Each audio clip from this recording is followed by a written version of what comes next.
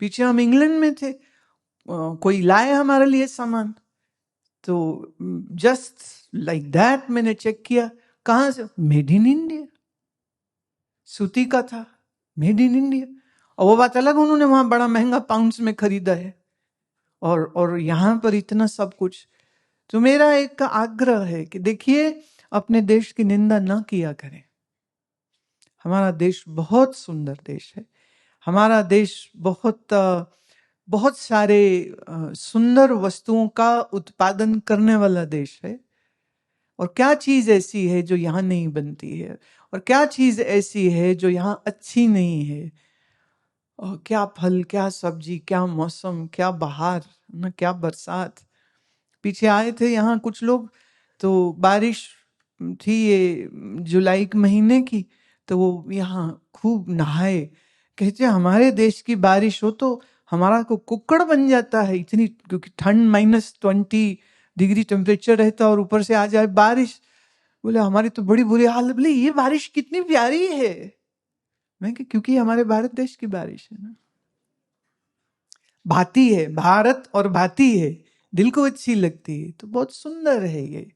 इसलिए और कुछ नहीं तो इस बात का अपना आत्मसम्मान तगड़ा करके रखा करो कि तुम एक भारतीय हो।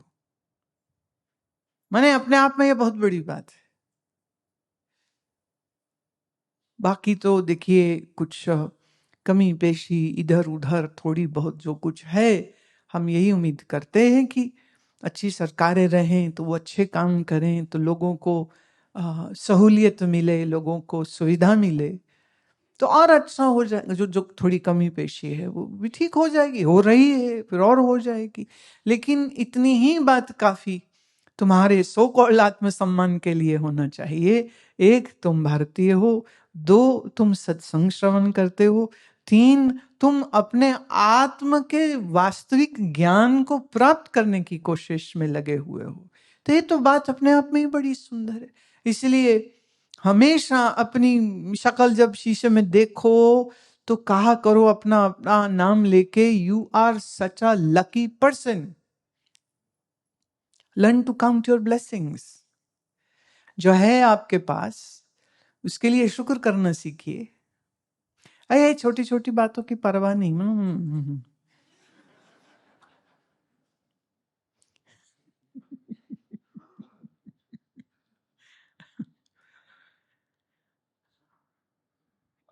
हरप्रीत कौर का प्रश्न है, I like your om chanting the 30-minute video.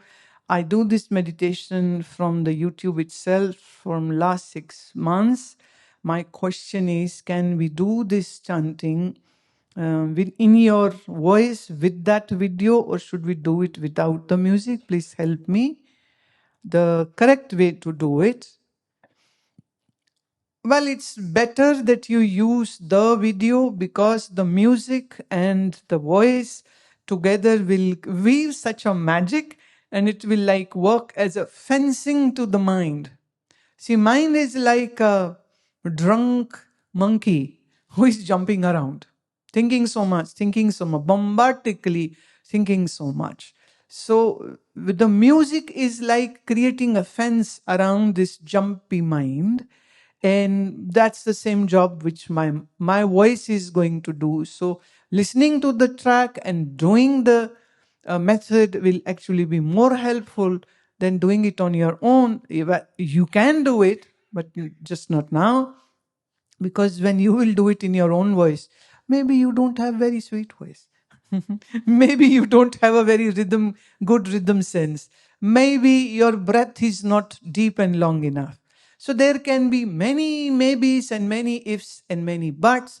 So it is better what I have given is for the benefit of all people, irrespective of your race or religion or whatsoever. So no discrimination. It's open for all. So just use it until you grow out of it.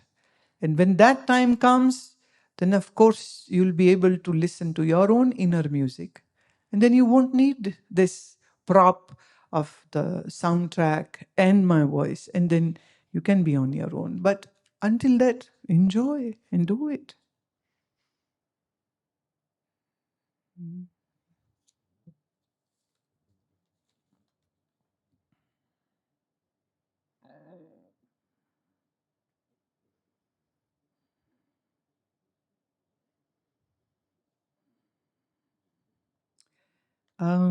पवन चावला कौन है? अच्छा अच्छा। वास्तुशास्त्र के बारे में सनातन धर्म में कोई उल्लेख है या नहीं है, इस बारे में अपना मत कहिए। देखिए, वास्तुशास्त्र का उल्लेख हमारे सीधे सीधे ग्रंथ में, वेदांत के ग्रंथों में नहीं होता है, लेकिन वास्तुशास्त्र हमारे ऋषियों का दिया हुआ वो सिस्टम है जिसमें पृथ्वी, जल, अग्नि, वायु, आकाश और दिशाओं का सही उपयोग किया जाता है। तो वास्तुशास्त्र की जो एप्लीकेशन है वो होती है जब आप कोई जमीन खरीदने जाते हैं तब, और जब आप उस पे कुछ मकान या दुकान बनाने लगे हैं तब। तो उस समय पर जो एक नेचुरल प्राकृतिक नियम जो है, उन नियमों को विश्लेषण के साथ, बहुत डिटेल के साथ बताया गया है। वास्तुशास्त्र के बारे में आजकल बहुत लोग बात भी करते हैं, बड़े बड़े पॉडकास्ट भी होते हैं, और बिना ये बताए कि वो किस ग्रंथ से ये चीज़ों को ले रहे हैं, वो अपना अपना मत बोलते रहते हैं। और सुनने वाले जो है फिर उसके ऊपर कभी कभी अमल भी कर देते हैं कि हमारा घर इस दिशा में है, हम बीमारी इसलिए हो रहे हैं, हमने ये नहीं किया, ये है, हमने वो नहीं किया। देखिए, हर चीज़ जुड़ी हुई है। हमारा कर्म, हमारी प्रारब्ध, हमारा भाग्य, वो खींच के आपको उस दिशा में ले जाता है जहां आदमी फिर भुगतता है, अच्छा भी बुरा भी। तो मेरी दृष्टि में दो चीजें हैं। एक ये कि वास्तुशास्त्र का जो मूलभूत नियम दिए गए हैं, उन नियमों का ज्ञान मुझे लगता है सबको होना ही चाहिए।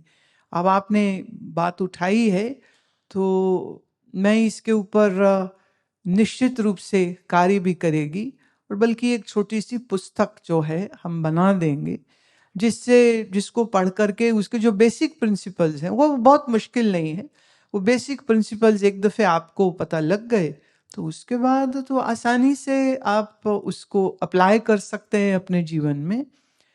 ये एक विषय की बात हो गई कि इसके नियम क्या है वो जानना चाहिए, और जैसे नियम आपको मालूम है तो फिर आप ऐसा कुछ गलत कर ही नहीं पाएंगे, क्योंकि आपको पता है यही सही है, तो फिर आप वही करने लग जाएंगे। लेकिन तब तक इतनी बात मैं कहती हूं कि अपने कर्म और अपनी साधना को बहुत मजबूत रखिए।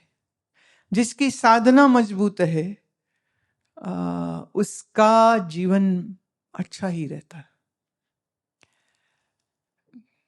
बहुत सी चीजें जो जैसे कहेंगे ऐसा नहीं होना चाहिए, ऐसा होना चाहिए, ऐसा नहीं होना चाहिए, ऐसा होना चाहिए। फिर बड़ी चीज ये है कि कैसा होना चाहिए ये जाने बगैर जब हम इधर उधर से सुन करके उसको सच मान लेते हैं तो हम थोड़ा मुश्किल हो जाती है। दूसरा, आपका जो प्रश्न था, आपने लिखा मेरी इच्छा आपको गुरु धारण करने की है और आपसे दीक्षा लेके अपना जीवन सार्थक बनाना चाहता हूँ। वैसे पहले से मेरे कोई और गुरु भी धारण करने को किया था। देखिए, पहले एक गुरु थे, वो अब पसंद नहीं आ रहे, अब हम पसंद आ रहे हैं। थोड़े दिन बाद फिर हम भी पसंद नहीं आएंगे, फिर तुम कोई और को पसंद कर लोगे, तो ये तो अच्छी बात नहीं होती है। मैं चाहती हूँ, हमारी एक पुस्तक है सदगुरु पूरा पायो, ये पुस्तक आज आप जरूर लेके जाना, उसको अच्छे से पढ़ो। गुरु का मतलब क्या होता है और शिष्य का मतलब क्या होता है, ये पसंद वाली बात नहीं। ये तो वही हो गई ना, जैसे लड़के जब जवान होते हैं ना तो हर लड़की उसको अच्छी लगती है, मुझे लगता है ये भी मेरी सहेली बन जाए, ये भी मेरी सहेली बन जाए, ये भी मेरी सहेली बन जाए। पर आखिरकार वो शादी तो किसी एक से करेगा ना, अब 3 से तो नहीं कर सकता ना। तो वैसे ही आजकल कानून बन गया है, नहीं कर सकते, है ना। सबके लिए लॉ एक सा होना भी चाहिए ना।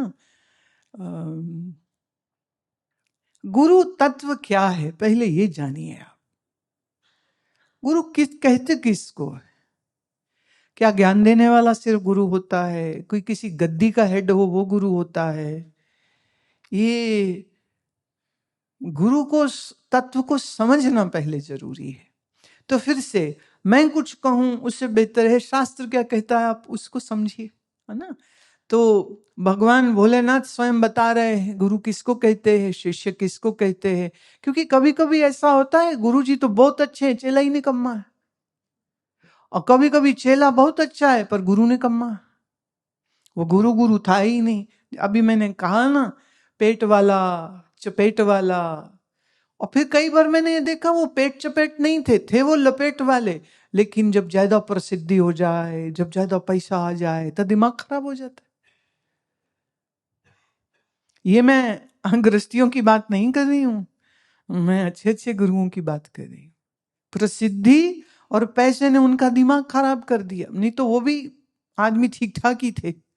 फिर तो वो ऐसे बिगड़ते हैं कि क्या ही कहने। इसलिए क्या ऐसी परिस्थिति होती है कि जहां विद्वान आदमी भी मूर्खों वाली हरकतें करने शुरू कर देता है।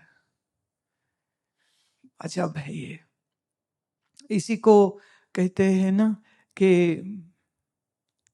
जब तक वैराग्य और ज्ञान की भट्टी में जला ना हो तब तक वो संत नहीं होता है। और जब तक संतत्व ही पूरा ना हो वो गुरु कैसे हो सकेगा। जो जो स्वयं कभी किसी का शिष्य नहीं हो पाया वो किसी का गुरु भी कैसे हो पाएगा। और फिर ड्रामा उनको करना पड़ता है, हम तो सिद्ध ही पैदा हुए थे, हमको तो किसी गुरु की जरूरत ही नहीं थी, हम तो पिछले 10 जन्मों के सिद्ध हैं। अगर तुम 10 जन्म से सिद्ध हो तो अभी काहे मारे मारे फिर रहे हो अपनी सिद्धि का बखान करने के लिए।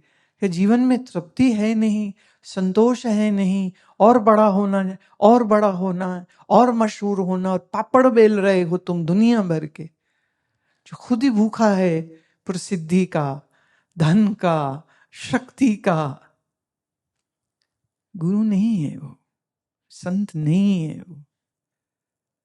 जो सत्य में स्थापित है, जो सत्यनिष्ठ है, जो सत्य शास्त्रों का बोध रखता है, हम संत उसको कहते हैं। प्रसिद्धि का संत होने से कोई लेना देना नहीं, ना, बिल्कुल भी नहीं, बिल्कुल भी नहीं। इसलिए मुश्किल यह है कि लोगों को यह बोध सबको जरूर लेना चाहिए। गुरु कौन होता है, गुरु की परिभाषा क्या है, संत की परिभाषा क्या है। एक दफे ये समझ लग जाए तो फिर ये भी समझना चाहिए कि शिष्य कौन होता है, शिष्य के गुण क्या होते हैं, शिष्य होने की परिभाषा क्या होती। तो जब ये दो चीजें आपको ठीक से समझ लग जाती है ना, तो फिर ये नहीं होता पहले वो पसंद थे अब आप पसंद हो। एक बार मुझे कोई मिले, कहते हम ना आपको गुरु बनाना चाहते हैं, हमारे वैसे गुरु हैं पहले से। मैं क्या पहले से हैं तो फिर क्यों नए बनाने। नहीं, उनको गाना ही नहीं आता।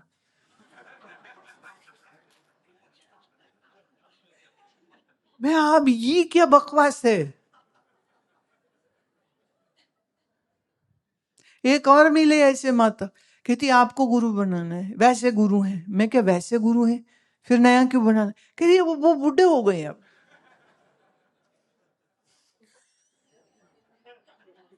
आप जवान हो। ये 20 साल पुरानी बात। कहते आप तो रहोगे, वो जाने वाले हैं, तो अब आपको गुरु बनाना है। मैं जय हो। अरे एक और इंदौर में मुझे मिले थे, कहते गुरु हैं पर आपको बनाना है। कहती वैसे हमने आपके सारे ऑडियो टेप अपने गुरुजी को दिए और कहा सुनो इनको और सीखो, और आप ऐसे बोला करो। मतलब चेले गुरुजी को ट्रेन कर रहे हैं। हम तो मतलब लगे कि अब हम हंसें कि रोएं, क्या बात बोल रहे हैं। बोले हमने अपने गुरु जी को कहा है आपको तो भजन भी गाना नहीं आता है, आपको तो वेदांत भी नहीं आता है। एक और मिला था अमेरिका में मेरे को, मुझे कहता है आप तो योग भी बताते हो। मैं हाँ। कहते हमारे गुरु जी को तो आता ही नहीं है। फिर हमने भी चुटकी ले ली। मैं कहा उनको हमारे पास भेज दो, हम सिखा देंगे।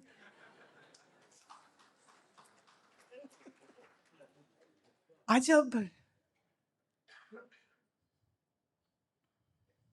माने जिस जिस गुरु के ज्ञान पर चेले को संशय है, वो चेला कैसा। और तुमने कैसे, मतलब ये समझ कहां से ले ली। जब जब उनसे दीक्षा लिया तब वो गुरु ठीक लग रहे थे, फिर वो ठीक नहीं लग रहे थे। ये तो ऐसे हो गया ना, शादी से पहले लड़की बहुत प्यारी थी, शादी के बाद दिमाग ही खराब हो गया इसका, तो अब ये ठीक नहीं रही, अब तो इसको हम छोड़ देंगे, हम डाइवोर्स कर लेंगे। ये ऐसे थोड़ी होता है, ये कोई मजाक है क्या। आज ये पसंद आ रहे, कल वो पसंद आ रहे, ऐसे नहीं होता। तो सदगुरु पूरा पायो ये पुस्तक है, इसका अंग्रेजी में भी है, इन क्वेस्ट ऑफ ए सदगुरु। In that I have explained what are the attributes of a guru and what are the attributes of a seeker or a disciple, who can be called a guru and who cannot be, who can be called a seeker, a disciple, and who cannot be. So once you go through this, the basic knowledge about the understanding of what a guru is or who a guru is, then only you can be in a position, be in that understanding to know whether you are a true seeker or not. If you are not a true seeker, you will end up with some charlatan, you will end up with some deceptive person, you will end up where you are going to ruin your life because of that. So that understanding is very important. Navratri चल रही है और ये समय संयम का होता है। आपसे आग्रह है कि अगले, अब तो आज तो 4 तो हो गए पूरे, अब तो 3 ही दिन बचे हैं, तो कोशिश करिए कि इन 3 दिनों में एक ही समय खाइए और सामा खाइए और तला हुआ नहीं खाइए, और हो सके तो फल भी नहीं खाइए, क्योंकि फल की चीनी भी जो है वो भी नुकसान करती है। तो बहुत हल्का सुपाच्य भोजन, खिचड़ी या दलिया के फॉर्म में वो लीजिए, और हो सके तो 2 समय बैठ करके मंत्र जप करिए। नवरात्रि दुनिया भर का तला हुआ सामान खाने का नाम नहीं होता है, ये साधना का समय होता है। शरीर की दृष्टि से भी बहुत अच्छा है, बाहर ऋतु परिवर्तन हो रहा है, तो उस नाते हमारा खाना सात्विक ही हो, पौष्टिक हो, और कम खाना ये बहुत जरूरी होता है।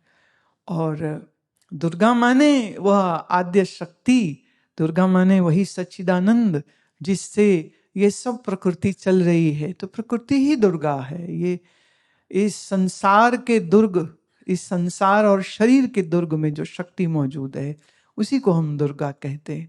तो अपने उस मूलभूत आत्मस्वरूप, सत्यानंद स्वरूप, इस शक्ति के साथ अपने मन और अपने शरीर को स्वस्थ करने और मन को अध्यात्म की साधना में लाने के लिए ये एक बहुत पावरफुल दिन होते हैं। धारणा का समय होता है, दोनों समय अगर आप ज्योत जलाएं तो बहुत अच्छी बात है, और जब ज्योत जलाएं तो कम से कम 10 मिनट उस ज्योति का दर्शन करते हुए में जप करिए, माने थोड़ी त्राटक हो जाएगी।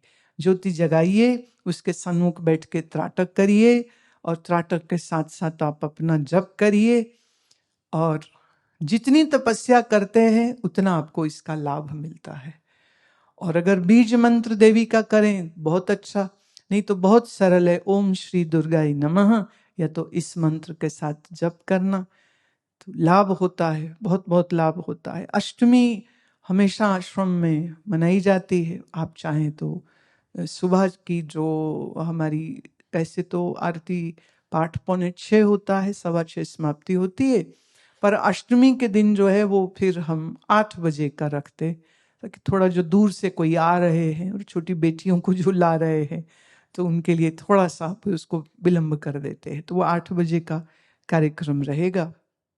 जो आए बहुत अच्छा, जो ना आए थे